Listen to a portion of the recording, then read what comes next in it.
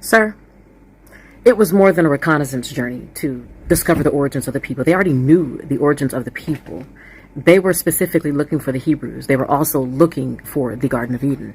And in fact, the Queen of England, who was running things, actually sent them on this mission to find gold, any other sorts of resources. I mean, to scout out the land. In fact, the Queen of England called the Americas God's country, the land that is full of God's good blessings. They already had a goal. Why else would they say that land is full of God's good blessings? They knew that it was full of resources. Christopher Columbus knew exactly what he was doing. Why else would he bring a Hebrew with him, a Hebrew-speaking person with him?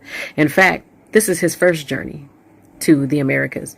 He brought a Levite, someone from the tribe of Levi, an Israelite, a Hebrew, with him on the first journey.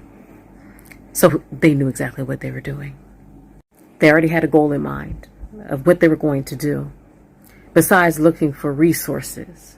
On the third journey, he brought 1,500 people with him. Soldiers, sailors, priests, carpenters, stonemasons, metalworkers, and farmers, etc., etc. So why would he bring soldiers with him on his third mission? They were coming to conquer the Hebrews. They were coming to steal some land. Why else would they bring carpenters and stonemakers and metalworkers? They were trying to set up camp in my people's land, in my ancestors' land. So on August 17, 1498, they made their way west and north from the coast of South America near Trinidad. And so they had been going to the same area for like a couple of weeks straight. And they finally realized that they were at the Garden of Eden. How did he realize that he was at the Garden of Eden? Christopher Columbus and his boys were in search of all of the riches, the minerals that were mentioned in the book of Genesis, chapter 2. So that was their guide. Also the 4 rivers that would come out of the Garden of Eden. They found that as well. You see, it was full of gold and bdellium and onyx. In fact, Genesis 2 talks about how every type of tree, herb, and vegetation that is good for the sight and also good for food could be found there. And that's how they knew that they were in the right place. You see here, he called it the terrestrial paradise. Here, it's talking about how the landscape was unspoiled. There was an innocent prelapsarian people that were there, meaning that the people were just innocent. They were just living life. They were enjoying life. They were minding their own business. They weren't destroying the earth. They were taking care of it as they should. And then, of course, that all changed when the colonizers came. Now the earth is polluted. It's destroyed. You know what the condition of the earth is like now. You can actually visit the Garden of Eden, Florida. Yes, we were talking about Trinidad, but you have to keep in mind that it wasn't small. We're talking about 4 rivers that were there, a whole entire forest. It wasn't a small area of land. Also, not too far from that area is actually where Noah was and where he built the ark. Genesis 6:14 told Noah, build it out of gopher wood. But the point is there gopher wood in Africa? This is what the beautiful gopher wood tree looks like. And guess where it's grown? The only place in the world where gopher wood is grown is in Florida, United States of America. It's not grown in modern day Africa, anywhere.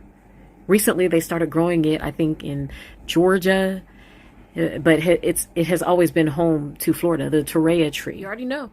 If the Garden of Eden was found in the United States, the gopher wood tree that Noah was instructed to build the ark out of was found in the United States. And if 10 of the 12 tribes of Israel are in the United States and the majority of the Hebrew DNA is in America, the Americas, what does that tell you? That tells you that the slave trade was told in reverse, and that tells you that the people who have the same DNA as those of us in America, they came from America. Which is why they're always pointing everybody over to modern day Africa. That's why they're trying to make my people think that we are Africans, and they're trying to ship us over to Africa or get us to move to Africa in hopes of finding more about who we are, when who we are is right in America.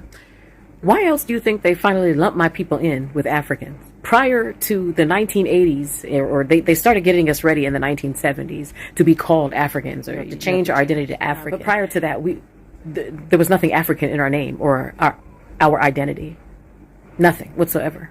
So they were grooming us and getting us ready to be considered as Africans. So a lot of people accepted it. My grandmother told me straight up that I was a Hebrew. My grandmother, she spoke fluent Hebrew. Some of us had that knowledge of who we are passed down to us. So all of us were not buying that. That's why Africans don't realize how annoying they are. They're still pushing the false colonizer narrative of who my people are. When they're telling us that we come from Africa when we don't. Or when they say, oh, they don't know who they are. Oh, we know who the hell we are. You don't know our history, and you don't realize that we were not allowed to claim our identity. If we were unalived. They put us 6 feet under. You know, it's so annoying. And then they want to act like they know more about us than we know about ourselves. Like, stop. Listen to what people have to say about who they are. Like, stop acting like you know everything. You don't know us. Get down off of your high horse. Stop thinking that you're better, and take the time to listen to us tell you exactly who we are. And I promise you, we will get along a lot better.